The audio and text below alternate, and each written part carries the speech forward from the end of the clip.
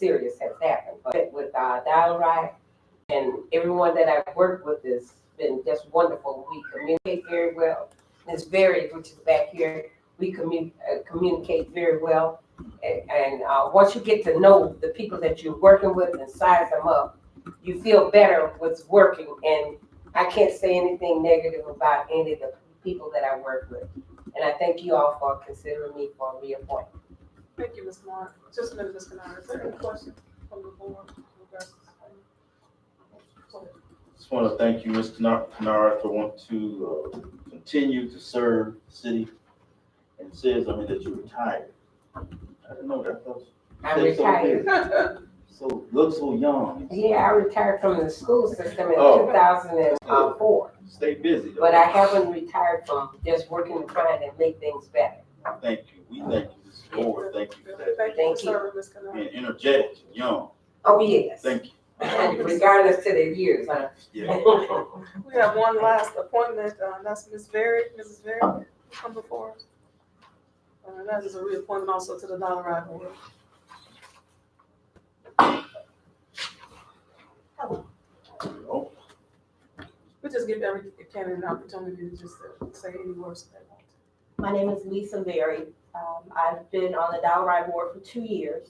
2 years ago, I was reached out by the mayor in regards to the Dial-A-Ride Board, which I had never, thought of being on the board. But in the last 2 years, I've not only met people that I've come to love. Again, as Ms. Canard said, the two of us and the other 3 board members, we all just, we may have our own opinions, but at the end of the day, we all come together for what we feel that's right for the city. My opinion may not be what someone else thinks, the same goes, but at the end of the day, we make a decision that it's what's for the city to keep it in the city. And I appreciate the last 2 years and look forward to the third if reappointed. Thank you. Is there any questions for Ms. Berry before? No questions. Thank you for serving. Thank you. And we'll move on to our next discussion. You want to do the update the vacancies or do that? I can report out on the vacancies that we have. So we have vacancies that exist on the Benton Harbor St. Joe Joint Board of Commissioners for the wastewater treatment plant, Cemetery Board, Compensation Commission, Construction Board of Appeals, one Dial-A-Ride Board, Downtown Development Authority, Income Tax Appeal Board, Legislative Committee, Personnel and Finance Committee, and the Planning Commission. And I just want to clarify that the Legislative and Personnel and Finance Committees, we have people serving, but their terms expired. So it will be still open for them to reapply, but it's open for the public to apply as well. I have a question, and it was brought up too in terms of training for each one of the boards. Are there opportunities or are people trained when they come on to various boards, or are they understanding exactly what they're walking into? Do they get a packet? It depends on the boards. If like Planning Commission, we have training opportunities for that. Not so much the standing committees. I can't tell you what DDA does. I'm not connected to that. Not sure what Dial-A-Ride does. But depends on the board or commission, they may have training opportunities available for the members. But that's still based on each one of the boards. Yes. Is there a way for us, because we do a lot of the appointments or vacancies, and I don't want to add any more extra work to actually, if we created a packet or something for each one of them, or have those committees create something, so as people are walking on there and being handed information, so they understand. Right. So at some point, either when they're appointed or when they apply to be appointed to the board, they get a packet, like as for instance, the bylaws. So it'll outline what the board does.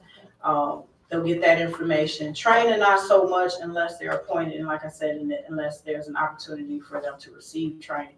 But they get the bylaws to see what the functions of the board. Yeah.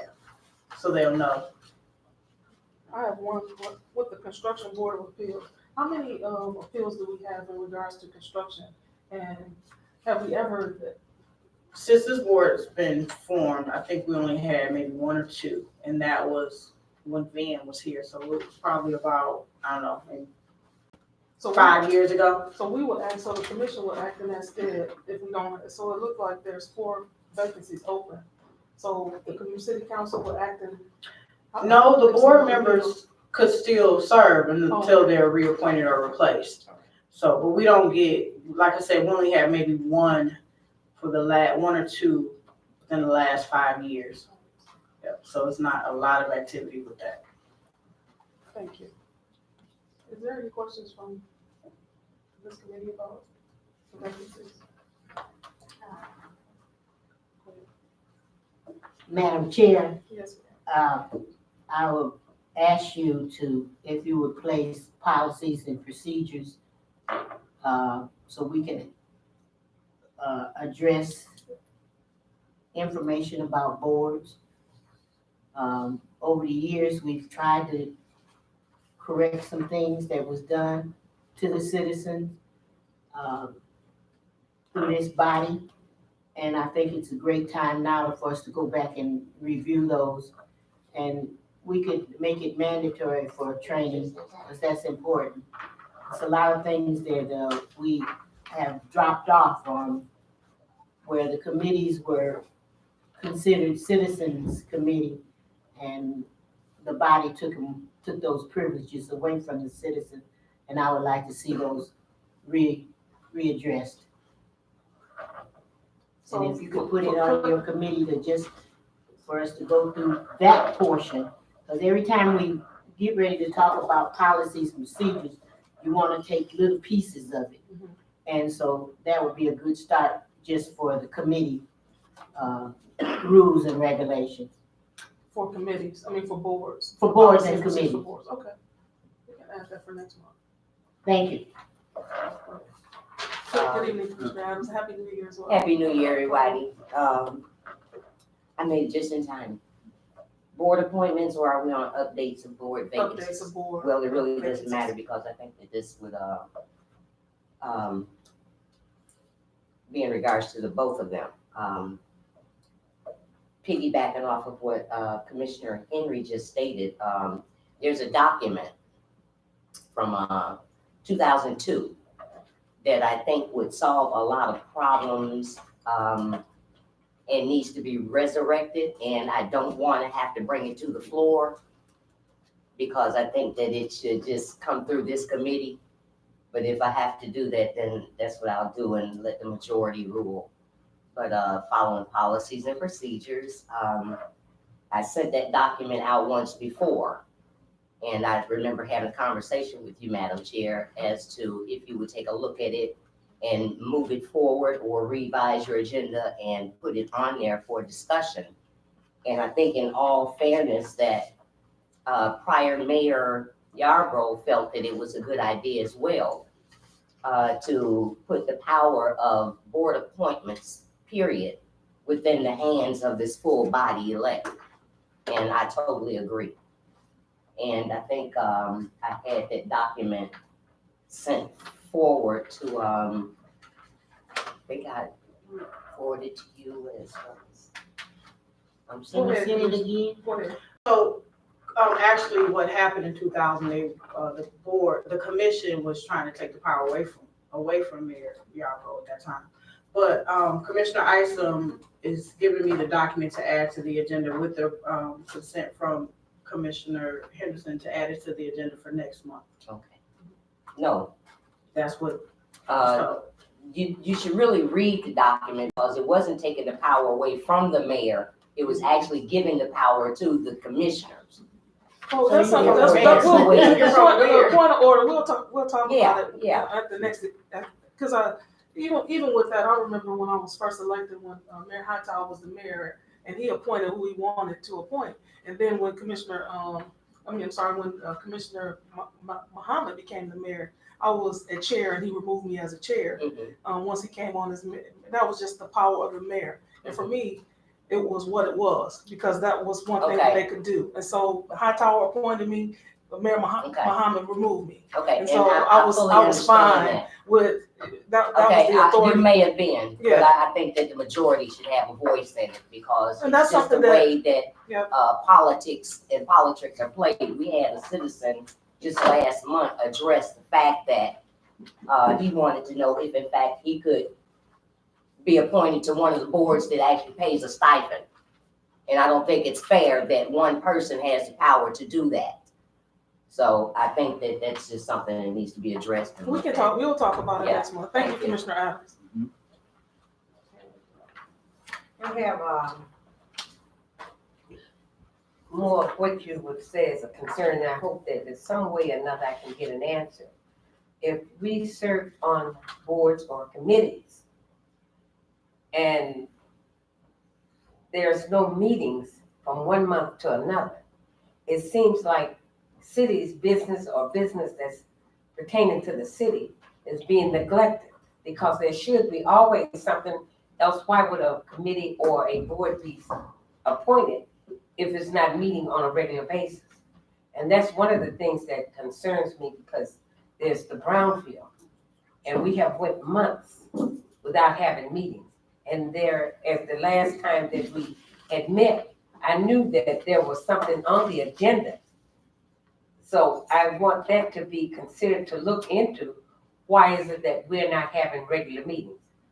Because it's a waste of my time to work, be on the board, and we never meet. Then you sort of lose the interest of even being on the board. And I think that's a real slap in the face to Benton Harbor, to have something and a person either said that they want to be on the board and not ever attend, or to have a board and they never meet. So these are some of the things I think that need serious looking into on this year, since we're looking for that perfect vision. Thank you. And thank you. Madam Chair, Go ahead. City Manager. we have talked about that situation, particularly about the brownfield, and it is a concern. One of the recommendations I'll be making to you and on to the full board will be that they report at least quarterly, if not more often if you want them to. So my question is, why, if they can't meet monthly, why aren't they needed at least quarterly? Yeah, Even if they couldn't meet every month, at least quarterly or every other month or something, if it's too much to do. the chair will say, I don't want to meet unless they have something to meet for. So But they then do put have- something, That's what. But they have something. well, then it will be, probably will be on us then to put at least one thing on the agenda so that we can create a quarterly meeting. So even if they did, at least there's something coming from us, or that they have to meet at least quarterly. So we could do that. If he's saying that there's nothing to meet about, well, we'll give you something to meet about at least quarterly. So we could do that. And bring, And that will solve and that report issue. back to. Yeah, that will solve that issue of not meeting. Now, go ahead, Commissioner. Chair, I believe their bylaws and their rules say that they have to meet every month, but that'll be part of our policies and procedures. We can make that a rule that they meet. If they don't do anything but update their employees, their board members of what's going on in Brownfield as a whole nationwide. Yeah. So Well, we can create a agenda. That's not a difficult thing for us to That create would an be agenda something- item, at least one, so that they could have at least a meeting once about that. So I don't think that's something terribly difficult to do.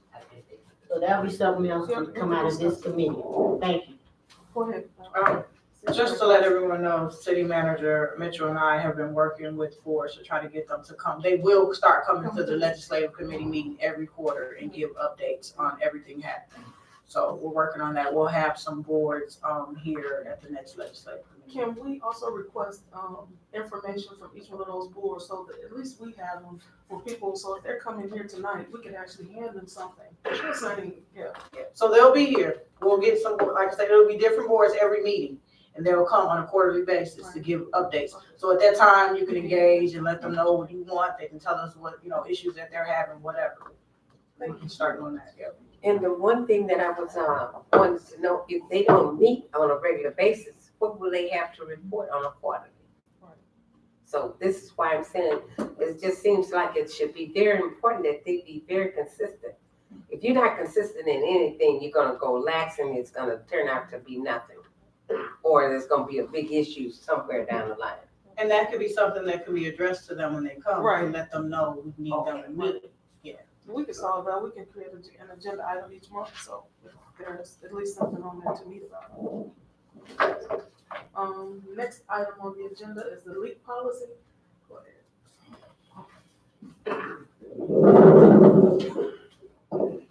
Good evening. Good evening.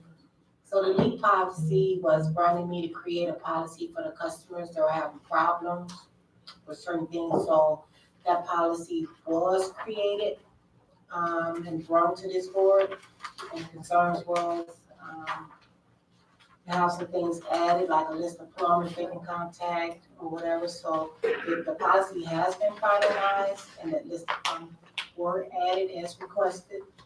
And this policy is now available in our office, is also available online.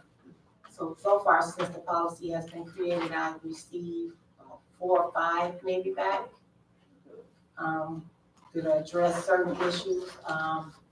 This leak policy, does not address issues for customers that have leaks that go through the sewer system. For example, like if they have toilets running or something like that. So there is no adjustments for those, but I also, even though we don't have payment arrangements, I implemented payment arrangements for those cases to give people an opportunity to pay their time. So that's how they can use payment arrangements. Thank you, thank you. I want to clap for that, that's a big deal.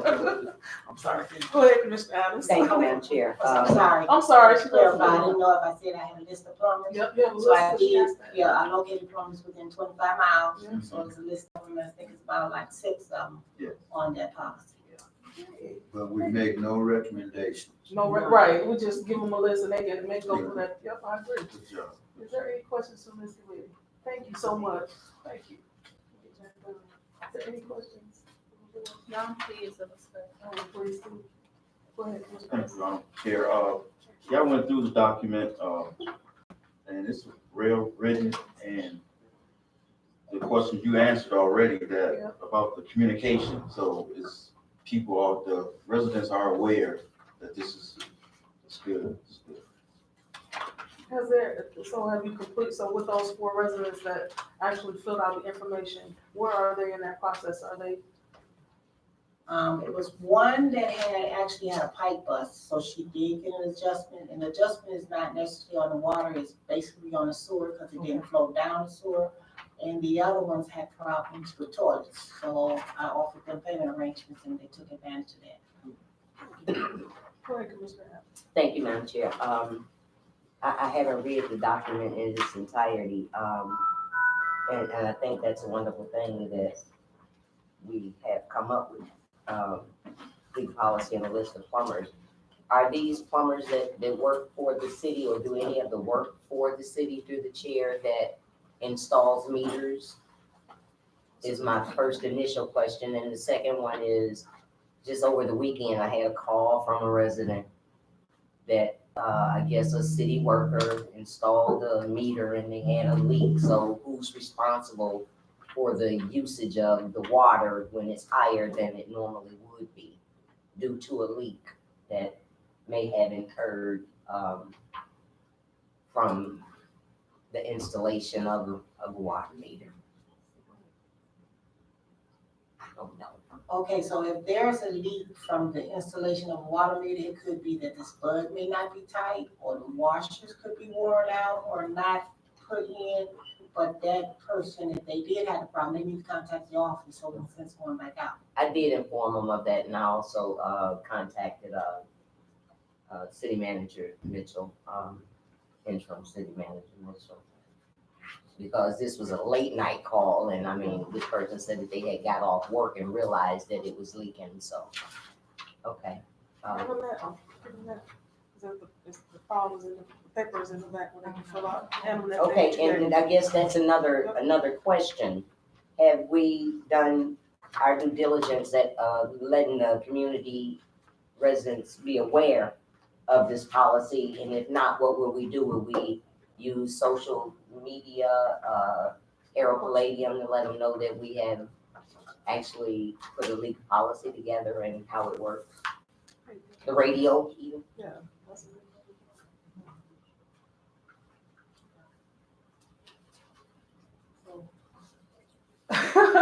So have we, yeah, in terms of that, it's I mean, just the finished, citizen so. contacted her, I mean, we do have, 24 hours phone service, they contact the office, if they call even after hours, we get those notifications. What's that number? And they can be, contacted, I mean, if they call the office and left a message, they'll be contacted the very next day. The thing is, they have to contact the office What number to is let it? us know about the issue. It's, 927-8400. They contact City Hall and they will get to the right person they need to. If they leave the message, they can, leave a voicemail. What extension? What prompt do they? Can that information? The water yeah. department, And yes. they get you. They can get me or a personnel in the department. That's the only one that we get, when we get the water payment, is getting you. Okay, well, they can leave a message. Madam Chair, And I do return all my voicemails, emails, so. Madam Chair, Go ahead. if it's possible, when this goes out into social media or via newspaper or what have you, to inform the residents that this, is in place, can that information go as well? And let them know that if they have an issue 24 hours a day, they can always call and they'll get a call back or something the following day. Okay, I need to make this clear, just for clarification. This policy has been active for maybe a couple of months more. And it It is has. available and it's online, and a lot of our customers and citizens know. I just had a policy turned in today, someone drew offline. So they can go to our website and download it themselves and fill it out and bring it into the office. So it has been available for a couple of months. We have to think about our elderly that don't do social. And I do tell them that they contact me to see what's going on and let them know. And Right. we do that on a monthly basis. If there's a problem, when we do our reading, as a courtesy, we'll tag the customer's house and let them know there's an issue here. You got high usage. You may want to contact someone to see what's going on. We do it all throughout the whole billing process. So our techs go out and do that. Right. Commissioner, did you have another question? I'll let the citizen Go go. ahead. Just to speak on what Ms. Cage was saying, this might be out of line because my mother lives in the township, but, and I was gonna come up here and say this, but she actually said it. She's 83, she lives alone. And her water, because she doesn't do a lot, I wash for it in my household, her water stays about the same. But I guess her water has started going up and I have it coming out of her account, so I don't look at it to see that it had started building more and more monthly. And so the township actually reached out to her and said something's not right. So that's what I was gonna ask, if there, but you made that statement, when you all see that there is a buildup, the amount is going up, you tag the home to let them know. And that's what I was gonna ask, was there, because my mother doesn't be on social media. All she do is call. She don't text. She don't even know how to open the text up. So for someone that does live alone and they don't have, I try to watch her stuff, but sometimes I can't. But you answered that you all tag it. So no matter what their age or difficulties of not being on social media, they will be contacted in that manner. That's a normal procedure for our monthly billing. So if you see anything, you normally use 3 or 4. Then we get another reading, you got 10 and 11. That's like. And our now the norm. township, what So they we'll does, if me as a citizen or the homeowner does not comply with your Tag. tag, they will give you an option. You call somebody or we gonna come out. Now, if we come out, we're gonna charge you. And that's what the township, they sent a letter out saying that. We're giving you options to call. But if it keeps going up, we're trying to help you because it's your bill you gotta pay.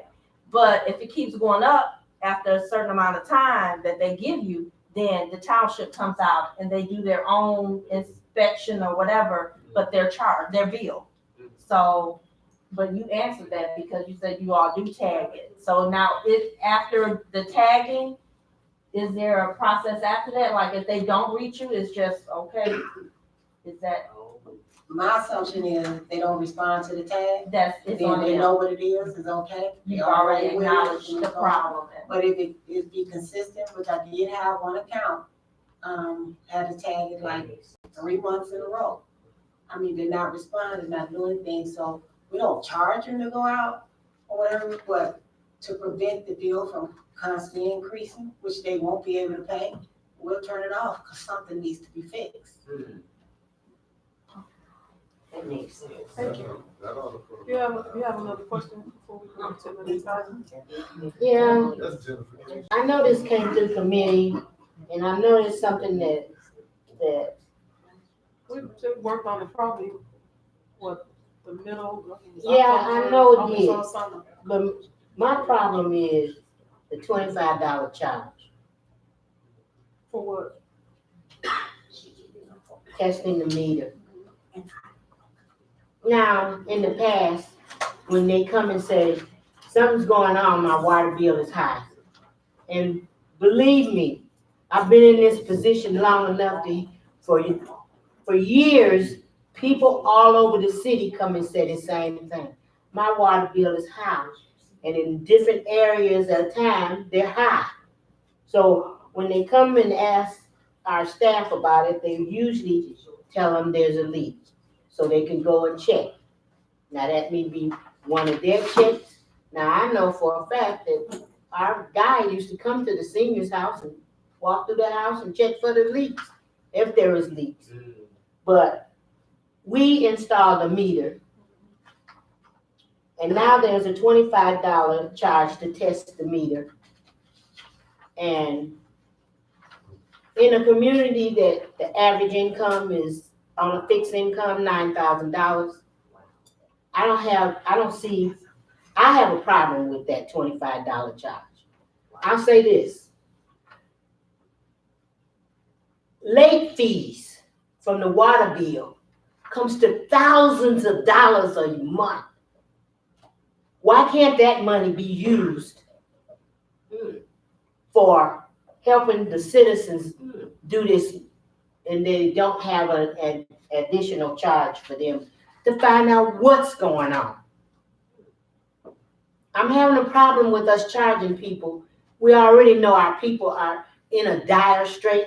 Most of them are on fixed income, and some don't have no income. They're just barely making it. So we got to find some way to show compassion from us, the city.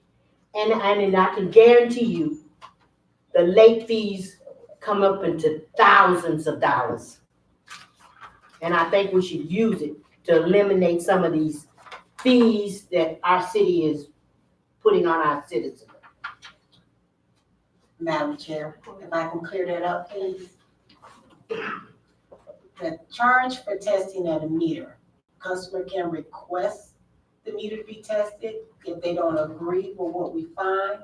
If we test that meter and it comes back, nothing is wrong with the meter, then they are charged. They are not charged any fees for us to come out and check the meter or do any of that. It's only when they request, and if they request that meter to be tested, that means we have to take that meter out, put another one in, and send it off to be tested. So we do charge the $25, that's a minimum fee. Other counties charge much more. So I took in consideration, because I'm a citizen of this community too. I have a senior citizen mom, and I understand it can create hardship for one, so that's why it's a minimum of $25 if it comes back okay. So we don't went through all of this, putting in a new meter, which is at $2.50 a pop, sending it off. We have to send it off to DEQ. So that's a fee on us to charge, and a small $25 is not much. If that meter comes back, that is okay. But that's the only time they're gonna get charged, if it comes back okay. Is it a standard practice to not let the citizens know that we're gonna check the meter free? They shouldn't have to ask for meter check? How does that go? And then if they have a complaint, what steps who does it go through? Does it all go through the payment department?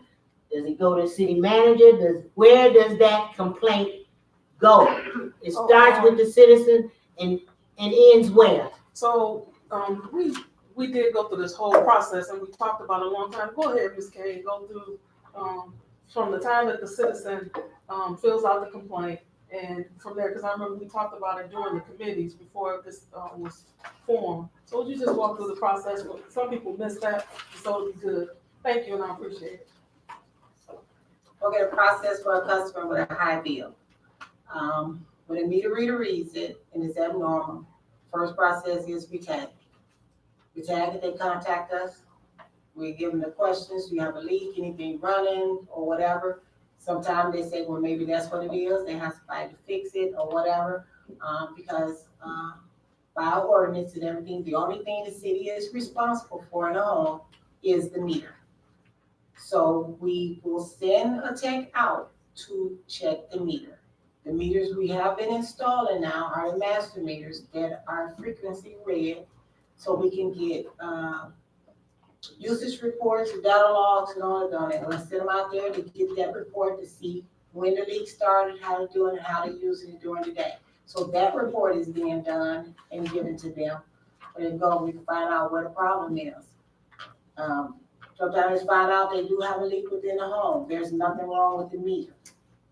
So that's part of that, how we get to that. And they're coming in, they can fill out a form where, you know, they got a problem with a leak and they have this issue. If their property owner, landlord is not gonna help them, that's when I implement the payment arrangements for them, to give them time to pay. And the payment arrangements, once a person is on payment arrangements, it stops their penalties, it stops them from getting shut off notices until they can get that paid. Madam Chair,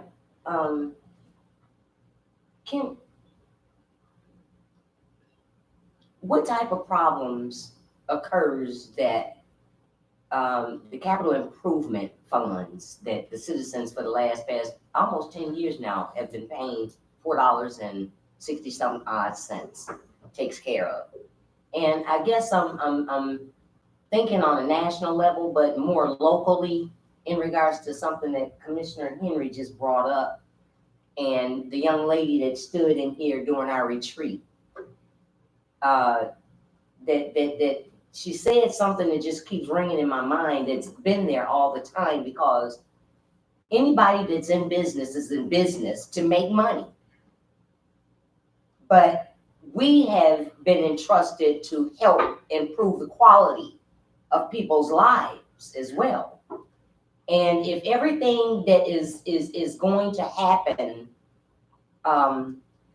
in the communities throughout this country is going to happen, and it needs to happen locally to where the people can entrust government again, at what point do we do something? As opposed to constantly and always charging the residents, because not everybody is going to have a leak at the same time. Not everybody is going to have a meter changed at the same time. This capital improvement money has been tagged to us when the emergency manager came through here. At what point do we actually do something in this impoverished community, of predominantly Black community, for the residents? And we just really need to take a look at that. So that I'm clear, are you asking about the I'm asking us to look at and open our minds and step outside of the box and figure out how we can do something. As Ms. Kay was just mentioning, they may come out and check something, and if it's, what the homeowner or renter is responsible for and what the city is responsible for. Well, she said that there's nothing wrong with. Right. I get that. Yeah. And like I said, not everybody is going to have a leak at the thousands at the same time. Mm-hmm. So at what point do we put together some indigent fund? And that's another thing. A people's budget would help to solve some of this type of stuff. But At what point do we help the people? That's simple. That's a no-brainer. Thank you. That's a no-brainer. Yeah, but I just want to clear up again. I know she was asking questions about everybody don't have to leave about the meter charge. About the Then she capital went to the improvement. capital improvement. But, I just want to clear just the capital improvement. Up. The capital improvement fund is for the upkeep and maintenance of the water system. It's just the water system. There'll be sewer calls, you out here with the manholes, you gotta do the curb boxes. It's just for the water system, period. It's just a utility charge, just like on any other utility. Yeah. Gas bill, you got all them charges for this. Yeah. That's all it is. Yeah. It's a minimum charge. $4.66. Yeah. We've this for several months. I understand To get that. this I policy where understand it that, is, and I but really appreciate all the hard work that's done it to sounds real this easy point. though through the chair. It sounds real easy counting it when it comes in, but it wasn't always there. And it was something that was needed. Now we have some other things that has been implemented, and especially working with the city engineer that's working on some other things. But I'm just asking the question as to at what point, unless we trying to run the poorest ones up out of here. We back at that So point. Commissioner Adams, one of the reasons why this committee asked for a leak policy is because there was one that never existed. And so that was a quality of life issue for people in the city. So you asked the question, what are we trying to do for the residents? We were trying to do this to improve the lives of the residents. So it just so happens that there's a small fee, only if there's something wrong. And I So get that. this whole policy I was get that. designed to help. I get that. So the I question. get that, but as we continue the conversation, and it's very important, because if we don't communicate, we won't know these other little hidden things that come up, which has in the midst of this conversation. There's always another fee coming along somewhere. And I'm just asking that we think ahead, you know, when things come up and we listen to the people in the community as to what we can do even more to help the residents, the ones that keep the city afloat. Thank you, Commissioner Adams. I just want to make one statement. I actually have a question. I've been doing this for 26 years. And my question is, I mean, the city take a lot. You know, you get beat up on, you get brought, the workers, they go through it. But my question is, and I'm as a citizen too, at what point do we make or take a stand for the citizens or the consumers to be responsible for their own actions? Or do they just allow things to happen and expect us to just wipe it away or wash it away? So at what point do we stand? I mean, it's not that the city is a multi-billion-dollar industry, because we're not. The city is struggling itself.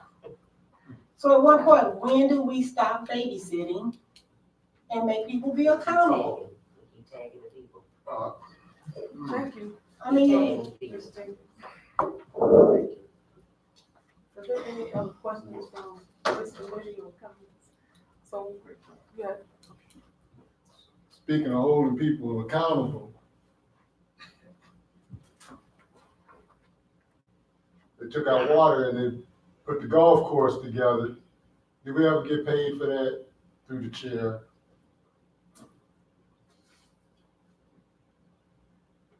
Are we gonna get paid? Are we gonna have our water put on the dispensary? Let's talk about some money or something. We talk about the city and what they're doing and not doing. Let's talk about some of these corporations was getting away with stuff, like taking our water, taking our sand. Nobody wanted to talk about that. That could have saved us a lot of money. We'd be in a better position now than we were then.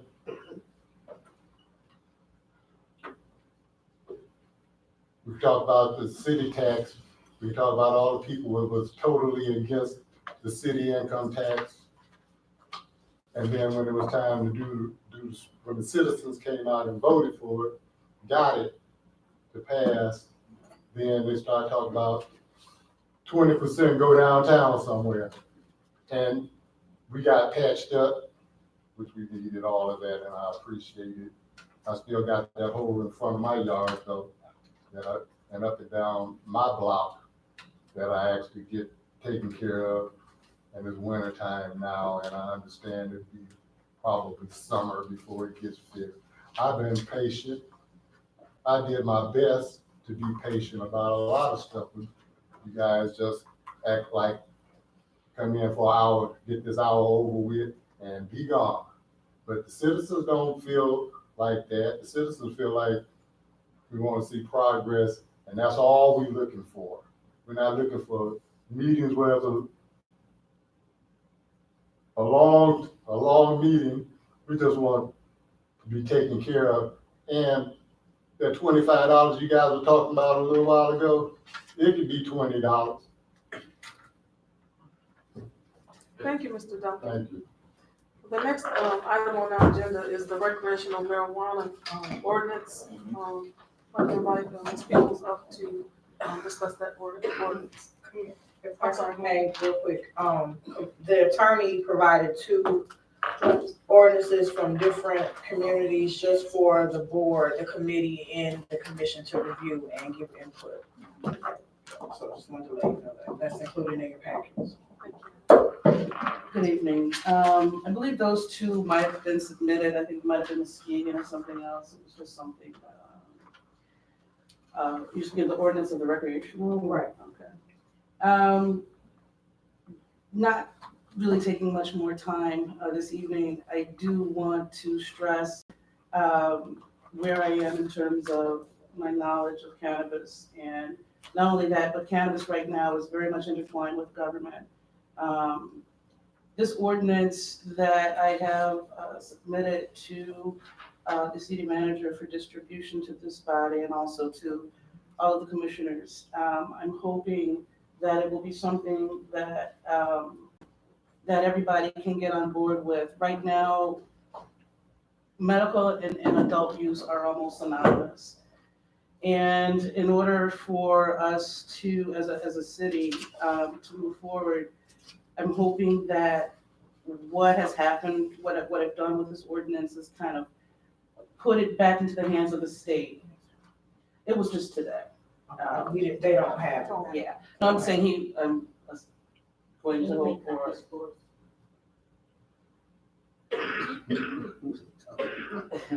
I left some with your assistance. Oh, okay. I thought, I had asked if maybe it could be distributed to this legislative body to take a look at. I have it here, there's also an amendment, but what I'm trying to stress is the importance right now of opting in for the recreational adult use. I understand that there are some, I'm hoping that the applications that are outstanding will be approved very soon. I have heard from Andrew Briscoe. I've heard he is the executive director of the MRA, which is now the marijuana regulating agency. And from what we understand, and I also have a contact out of the state of Michigan who has been informed that there are some concerns about how long the application process is taking. And I'm hoping that the ordinance that will go to the city and to the attorney and to this body, please take a look. It has been streamlined, very, again, taking into account the state's responsibilities. In other words, these applications have been pre-approved by the state. So theoretically, it's just for the city to pretty much sign off on, give the permit, get some type of reasonable time frame for these businesses to start operating. I think the numbers are astounding. We're talking about money and funding for the city. In over 2 weeks, with just 5 centers, the state of Michigan took in $3.1 million. $515,051 of that was in tax revenues. The way that it operates is that the municipalities that opt in will get a percentage of the excise tax, which is 10%. That can go towards schools, roads, wherever you want to allocate.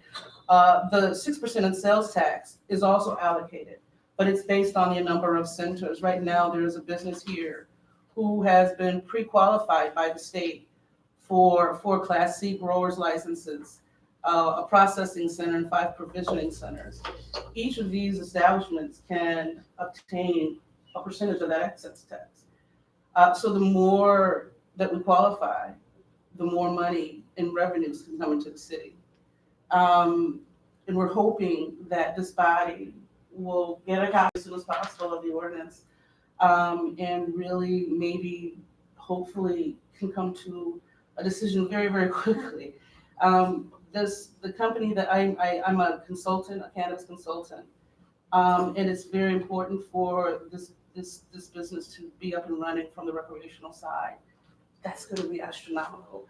I can't even begin to explain what the city of Benton Harbor is sitting on right now. We're talking about 4,000 plants. Illinois sold out yesterday. In fact, they brought in $3.2 million, almost the same amount that it took the state of Michigan to make in 2 weeks. They made it in 1 day, and they're running out of supply. It is very possible that Benton Harbor can be known as the epicenter. We can start delivering to Illinois. We can work that out with the state of Michigan, but certainly the state of Michigan needs product as well. Benton Harbor is poised to start out with 65 or so jobs through this company, and it can go into the thousands. I can't stress and I think, hopefully everybody's starting to understand what recreational cannabis can do for a municipality. And we have a business here right now, and I'm sure there are other businesses, but there's one poised right now who's been ready to open since last month. And when we're talking about jobs for the city, they want to open up the ability to work with this company, with the citizens of Benton Harbor, and of course, join surrounding areas. But they want to do business in Benton Harbor. They've invested $7 million in Benton Harbor so far, because they believe in the potential of this town. So I was hoping that, or hopefully we can get the ordinance, or I could get copies or something like that. But this ordinance, it comes from my legal background. I could talk about that in 17 years in law. And I came back to this community because I was born and raised here to do this work. And we are on the, I get speechless when I think about the potential that the city is sitting on. And I'm really, really hoping that we can get a chance to opt in for recreational. What has to happen first is that we have to be approved for the medical, and then we can go right into the recreational. The state of Michigan is awarding only, and these dispensaries that took in this money, there's only 5 of them, but it's the amount of licenses they have. So at the end of the day, we can become the epicenter for this industry. It is a new industry. It's tricky. But if you have a love for it, if you have a passion to learn about, and even if you don't know how to grow it, or you don't participate in smoking or ingesting or consuming it, we still need people on the front, and we need administrative assistants, we need drivers, we need people in marketing, promotions, all of that. There's a position for everybody wherever you are. There's a position in this industry, and there's a company here right now who's been here for almost 2 years trying to get this done. So I'm hoping that a decision will come from this full body very soon to not only opt in, but to approve the applications that are already outstanding. Like I said, there's a concern from the people who have put in their applications, and there's been very little movement. And some of the news that's coming from the executive director, this is Gretchen Whitmer's man. He's all the marijuana for the state of Michigan. Benton Harbor is actually on his radar, and not necessarily in a good way. So it would be really prudent. I would hope that this body could determine very quickly to make the decision to approve these applications. So I guess I'm not understanding, if we have not opted in and we don't have an ordinance, why would they not be clear on why they're not getting approved? I guess maybe you can clear it up. You're saying that they're saying it's a long application process, but how can they get an approval when we don't have an ordinance, we haven't opted in? So maybe you can clear that up for me. Well, the applications where the concerns coming from are the medical applications that have been outstanding for a Okay, while. So strictly for. I was thinking we were talking about Well, recreational. here's the thing, what I'm saying, it's now synonymous, and so the ordinance that, I'm hoping will be presented to this body is synonymous. So it not only says medical, but it also says adult use. And because the state of Michigan now is moving towards recreational, but there are still some, the approval still has to come from a medical standpoint before they can then be approved from the recreational standpoint. So, moving along these applications that have been outstanding. We already did. You approved? Medical. Yeah, this was strictly for we opted out for the recreational. Right. So we were looking at ordinances for recreational only. Okay. And we already opted in for medical. Okay, I understand that, but what I'm saying is that the ordinance that was presented comes from the medical and the adult, I know what you're saying, you're looking for just adult use for the recreational, but this ordinance covers both because in order to move over to recreational, you have to be approved from the medical first. So this ordinance that was presented covers both aspects. It's the same language for both permissions. If you want to remove the medical from this, the ordinance is still the same. But if we already have a medical ordinance, shouldn't we really be focusing on the recreational right now? That's what I was under the interpretation that we were gonna talk about tonight. Right. I'm still trying to stress the importance of them being synonymous at this point. This ordinance, I don't know if I could introduce it to just take a look at it. It basically, the title is Establishment of Medical and Adult Use Marijuana Facilities. The ordinance that you all have approved was based on old language, a lot of language that needed to be stricken because the state of Michigan has taken over a lot of the responsibility. So the ordinance to authorize and regulate the establishment of medical and adult use marijuana facilities in the city of Benton Harbor pursuant to the Public Act of 281 in 2016. But I don't think at this point, we're not gonna change that ordinance. We're looking at recreational only at this point, so that we can get an ordinance approved, so that we can get that going, opted out, so that we can get this. I understand what you're saying, but I'm saying, but we were strictly looking at to get that moving, because that was the only piece right now that was not, that's pending. This, the ordinance that I am proposing still has all of the language that needs to be present. Even if we strike medical, this ordinance still covers the adult use because it's basically the same language.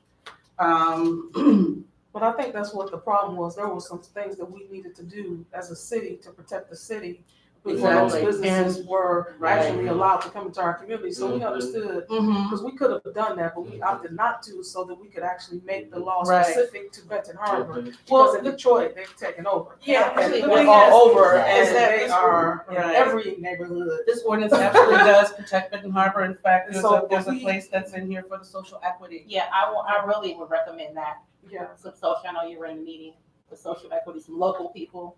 Yeah, so. But at the end of the day, but still, we have to truly talk about business. We still have to understand that these are businesses that are coming in. And if there's a business that's already put in $7 million, they're absolutely looking for the citizens of this town. But again, in this ordinance, if we just strike medical, because all of the language is still going to be the same regarding adult use or recreational. And again, there is a section in here for social equity. And in terms of protecting the citizens who have the ability, particularly if you're a Michigan resident, a Benton Harbor resident, you can become part of the social equity program, and that is from the adult use side. So again, I don't want to confuse, and I don't want to confuse it, that we're still talking about medical, because I understand you've made those provisions, but in terms of the way the language is, it's synonymous. So I'm glad to hear that that it has been approved for the medical side, because now those medical businesses can now, once Benton Harbor opts back in very soon, can then apply or be pre-qualified by the state to go over to the adult use. And of course, that's for the social equity. That's all in this ordinance. So hopefully And we'll look at all of them, because Okay. what we're doing now, we just need to get the best language so we can get it moving, because we did that in November, Yeah. October. And so Yeah. our goal is to get it done, so we're not trying to hold up anybody, but we also Good. need to look out for Benton Harbor. Oh, I And for understand residents. that. I So understand. that's where I am with We it. don't want to act rash, and we don't Yeah. do the right thing for the city. And I think this is the best thing we're getting here. Yeah. We're not reinventing the wheel. We're Right. looking at what other towns are Right. doing. And I don't That's feel what- like just getting this information today, I don't Right. feel like we're slow, because we just got this today. So hopefully we can get your copy and take a look Yeah, at I it. understand what you're saying, but you're saying protecting the citizens of Benton Harbor, but if there's a business that wants to do business in Benton Harbor, and again, I don't. No, we understand, we Yeah, fully we- understand that, yeah. yeah, we're not, They gotta wait. Well, we're the not thing against about waiting, unfortunately, is that now this wait has taken some time and it's gone to Andrew Briswell. And he is the executive director of the MRA. And the language that I've heard, I won't repeat, because I don't want that to go on any type of record. But it's not favorable for Benton Harbor because of the waiting. But again, I feel like we're in a better place, maybe Yeah, because I of do the too. waiting and the conversation may not have been positive, but Mhm. it's on the agenda today. And I think that's definitely a step in the right direction. So if we can now have time for everybody to go over it, I think the decision can be made quicker. So I okay, feel like, I feel like now we have it. So we're definitely moving right. okay. And if you cross-reference this ordinance, again, I'm a legal writer, wow. You will find that if you cross-reference this ordinance with the old ordinance, you will see where a lot of the language has been stricken, some of it is obsolete. And you're speaking medical now, right? No, I'm speaking adult use. Okay. Which is recreational. Okay. It's the same, one and the same. But again, this ordinance was written from a medical and an adult use perspective. Disregard the medical. Comparing it to, you're comparing the To incorrect the language to ordinance. medical, correct? Right, but a lot of the language that I understand that you all have approved is stricken because it's either obsolete or the state has taken over the responsibilities. If you've approved that old ordinance, I understand, but if you were to cross-reference the old ordinance versus the one that's going to be, that I would like to, hopefully that you would consider for the adult use or the recreational, you will find that it's been streamlined quite a bit. The protections for Benton Harbor are definitely in there, especially from a social equity perspective. I Also think there were some training. specifics that, as a commission, we were looking at doing some specific things for the city, and that's where we wanted to look at it. And so this, it'll go through this committee, it'll go through the next committee, so it probably won't be on the agenda until February. I'm almost positive of that, because every commissioner will get an opportunity to look at this at every committee, because we want to make sure that everybody has input and has an opportunity to look at it. So it probably won't get on the agenda until February. I can almost guarantee that, only because it's going through every committee. It was supposed to be on last month, it did not. So as of now, mine is the first committee, and then it'll go next week, then the week after, and then by the end of the month or February, then we'll get an opportunity to approve it. No, yes, Madam Chair, what, when you say protections or language for Benton Harbor, can I ask what that would be referring So to? for each of us, I think that looks differently, and so each of us will go through and we'll say, and we'll add what we would like to see happen in our community, specifically in the city of Benton Harbor.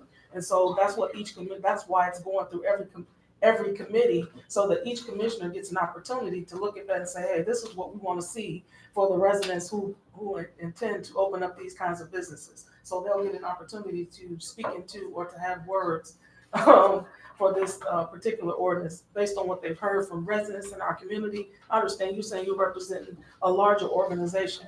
I'm And so- representing Benton For Benton Harbor. Harbor, but I understand, but each commissioner also represents groups and people who have said some things as well. So I know that's what we're waiting on. Each of us will get an opportunity to look at this, and that's why it's going through every commission, every Can you committee. also clarify, when you say you're a consultant, so you're saying that a company has hired you to be a consultant to represent Benton Harbor? Can you clarify what that, you mean by that? I'm a cannabis consultant for the state of Michigan. I am in contact with a company that is seeking to set up here in Benton Harbor. And so through that, yes, I'm using my expertise in government and law, as well as a cannabis grower for 14 years. And that's why I'm here to make sure Benton Harbor is going to get their piece of the pie. But there's only so much you can put in an ordinance that doesn't, the state of Michigan has already pre-approved and will be approved, the state of pre-approving these applications. So when you're saying you want to put in certain things, well, that can draw from the excise tax. It's 10% excise tax that you would get from the taxes. You can't necessarily, you're not going to be able to say, well, I would like a certain percentage from this company to go towards whatever for Benton Harbor. That's going to come through an excise tax from the state of Michigan. And it's distributed based on how many provisioning centers or how many grow centers that the city approves. So it's basically approving the centers in order to get a percentage of that excise tax. You can determine it, you can determine from each commissioner or based on whomever they speak with, their constituents, on how to handle the excess tax. But in terms of putting it in an ordinance, that language would not be, I understand you're trying to put that in the ordinance itself. There should be a separate document based on what you would like to see for your constituents or for the city, based on that excise tax. But I think what you're trying to say is you're trying to put in certain safeguards in the ordinance itself for Benton Harbor. But there's a way that it is set up with the state of Michigan that you're going to get a percentage of that based on your approval and not necessarily, you're saying you want to protect Benton Harbor. So, yeah, for each of us, and again, it looks different. Like, for instance, it says indemnity as a condition of license. So they have a number of indemnities there, but we may want to add 2 more. So, or add specific ones for the city. Inspections, continuing inspections. So we may want to add things, that particular one. They have 3 in this ordinance. We may want to add an additional 2.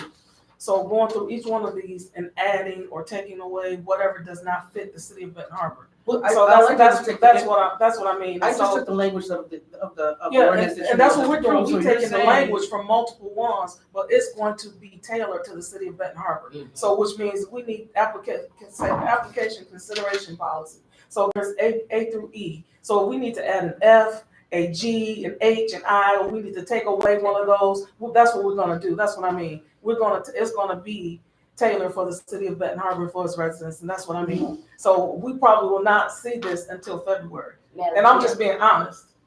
Is this, So that, yeah.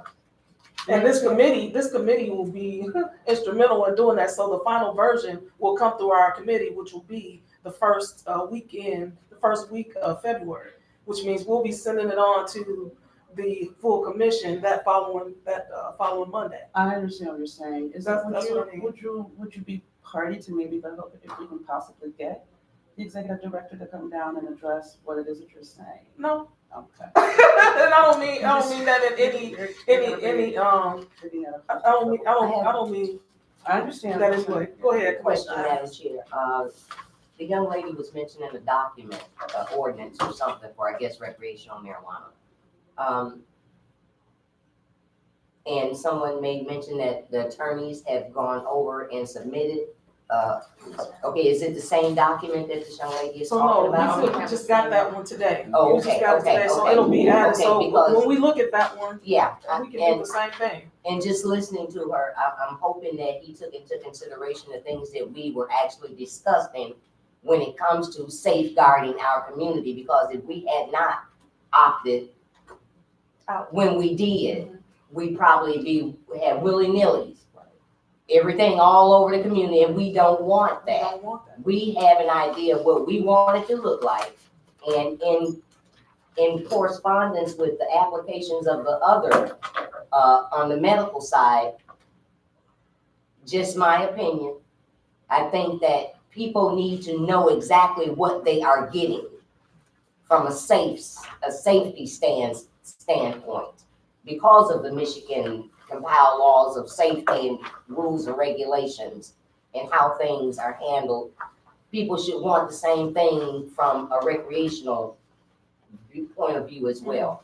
So I look forward to looking over the document that the attorneys have sent forth. And it makes sense to me that those that have put applications in on the other end should be, and I'm thinking that this is what the state of Michigan priorly was talking about when this document was put together, knowing that the citizens of the state of Michigan was going to vote for recreational marijuana, to allow those that have spent their money on an application to do things in regards to how the state of Michigan laws wanted them to be. The same would reflect for recreational, that they be given the first opportunity to apply.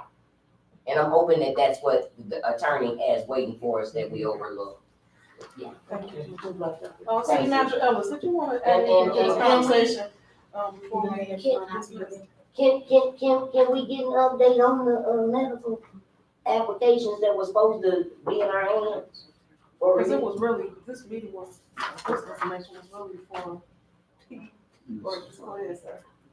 Okay, your question, I said, did you have anything to add to this conversation? yes, I wanted the conversation to get completed. You know, before anything comes to you, you're gonna have staff review too. And that includes the attorney. So when it comes to you, then you can look at it and do exactly what you said. It has to go through the process. That's what got us on the medical. We have a process now. And to give you a quick update, we have 3 provisionary centers that have been approved out of 14. And the other 11 who have deficiencies were notified today what those deficiencies are. And they have to, they either address them or decide what they're gonna do about it. Thank you, sir. Go ahead, Commissioner. Thank you, Chair. I can say that the city managers did a yeoman job of cleaning up the mess that it was left, but it's still going real slow. Real slow.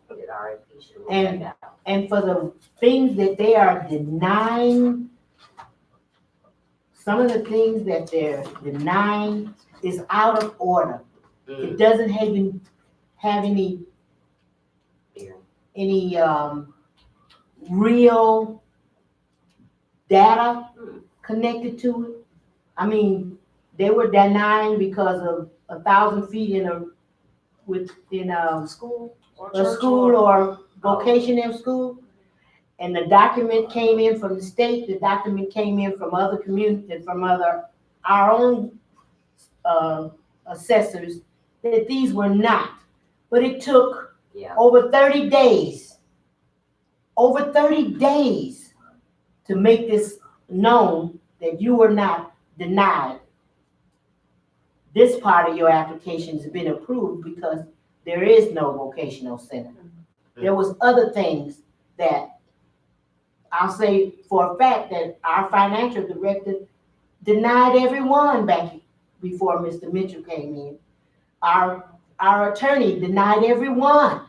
They did not have not one that got through until recently. Noble got through. I don't know how Noble got through, but the process was flawed then. We did everything backwards. We approved them a special use permit, and we hadn't even looked at the site plan. So whatever happened, is moving forward with Mr. Mitchell, but it's going real slow because of staff. And they're still denying dumb stuff. Now, all of the stuff that they're not, because I had a conversation with him today, and he showed me that it's not all dumb stuff, but it's still dumb stuff. And we should have at least a provision who's gonna bring the most money in. The growers don't do anything but pay property tax and income tax. The provision centers is the ones that's gonna make Benton Harbor the money. You're not gonna go to Chicago. But they got 100 of them that's popping up. We've been doing this since since 2017, and this is 2020. Everybody's gonna be in place. And we're gonna go without because the process is not going fast enough. We are not looking into it. Yeah. We don't know the process two times that it went through review. This guy only had it once. It went through 2 reviews but we're still coming across the same barriers by the same people. Our attorney and our finance. So until we figure out how to push this forward and to be fair, that's the key to it, is being fair. And whoever opens the first one, you already know they're gonna make the bulk of the money. And if they're just growing, they give us nothing but taxes. They don't use our water. And they're not gonna hire us as in management because they can't. And they did not give us a bona fide in writing that they were gonna move our people up from cutting or whatever it is they're gonna give us jobs to do to management. That's a key to us moving forward, our people forward, is we have them in management, have them able to make enough money to buy some of these stocks from the company. Can you imagine buying one stock and having it worth $100,000? That's not available to us unless they offer it or unless we ask for it. And the key to all of it is a closed mouth will never get fed. And if you don't ask for what you want, you get what they give you. And to support the soup kitchen is a slap in the face, because there's nothing sustainable to the soup kitchen. Madam Chair,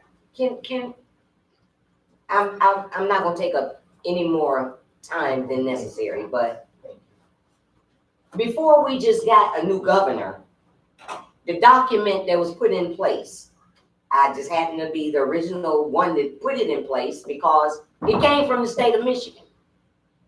When we got a new governor, I don't know about these deficiencies and stuff, but I know that we have had an attorney that have held us at bay for several years now, and it's unacceptable. When we got this new governor that came into office, she must have known and did her homework, because the first thing she said when it came to medical marijuana was that the process is going to move smoother, because they were putting some things in place to make sure that the applicants were able to get exactly what their hearts desired.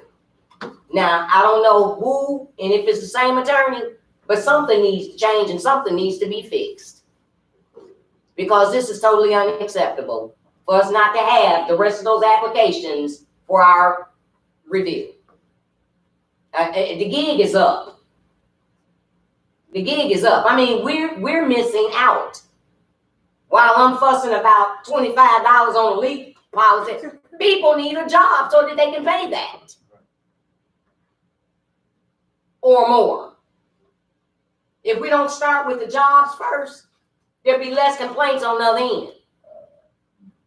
Things need to be done in an orderly manner before you go to charging people, out of their pockets. We as the gatekeepers of this community, to just not have those applications for our review, though, is just kind of like a slap in the face. So are you referring to the 11 that he said were rejected? You have not seen those for medical? I don't know how many it is. Well, he said But 14. I don't know, but all of them should be finished for our review, is what I'm saying. And it should have been prior to our new city interim. In no way. But we're still dealing with some other characters internally that's steadily holding up the process. Now, if that document, if that original ordinance came from the state of Michigan, it's Michigan's ordinance. What's the problem? He's the attorney. It don't take a rocket scientist to figure it out.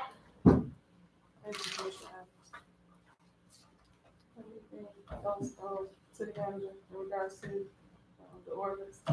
No, I'll let that rest tonight. Does this committee have anything else? Any other questions from the audience before we? You have something? No. Well, thank everybody for coming out. This meeting is adjourned. 2020. Be our Commissioner Adams. No, I haven't talked to you. I found out. Which way you want? Which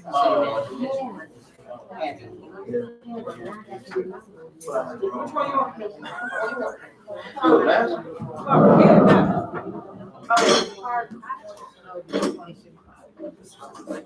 Wait a minute, I asked a question about that. We get offered a phone without questions. Can we afford them?